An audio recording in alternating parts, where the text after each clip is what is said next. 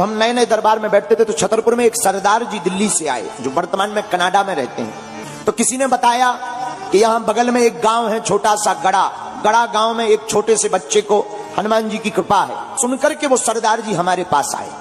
हम दरबार में बैठे हुए थे, 40-50 लोग बैठे थे। के बाद हमने सरदार जी को बुलाया, आइए आपकी अर्जी स्वीकार है। वो आए, आकर बैठ गए। हमने पर्चा बनाया। हमने कहा बताइए क्या बात है। हमारे कोई संतान नहीं है। हमने पर्चा पढ़वाया। हमने कहा पढ़िए, आप संतान की कामना लेकर आए हैं, कोई संतति नहीं है, हो जाएगी आशीर्वाद। लेकिन व्यक्ति को यह सुनकर प्रसन्नता होती है, उस आदमी को नहीं हो। तो हम थोड़ा चौंके। हमने कहा क्या बात है, बात गलत है क्या?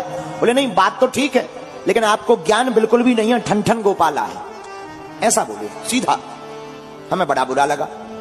पहली बार किसी ने हमारी बेइज्जती की होगी। पसीना आ गया। हमने कहा आखिर ऐसी क्यों? बोले आप नहीं जानते, बेफिजूली का ढोंग घुमाए घूम रहे हो, पैसा कमाने के ढंग है, केवल बातें लिख पर पाते हो। हमने कहा अब भगवान जाने। हमने कहा भाई कारण बताओ। बोले पंडित जी आपने कहा कि जाओ संतान हो जाएगी। संतान कैसे होगी?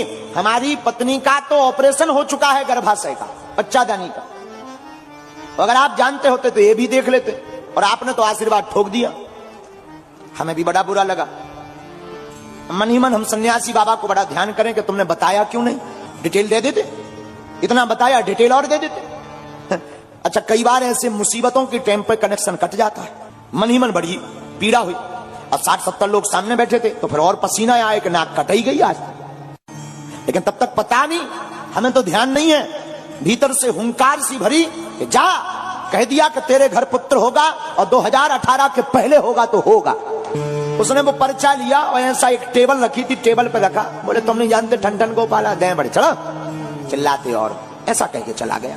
और हमारी जिंदगी का पहला चमत्कार था ये। तो हमें सेवादारों ने बताया कि कोई इतनी तपती दोपहरी में दंडवत करता हुआ आया है। लेकिन वही सरदार जी 4-5 अपने परिवारजनों को लेकर के आए, के साथ में एक बड़े स्पेशलिस्ट डॉक्टर।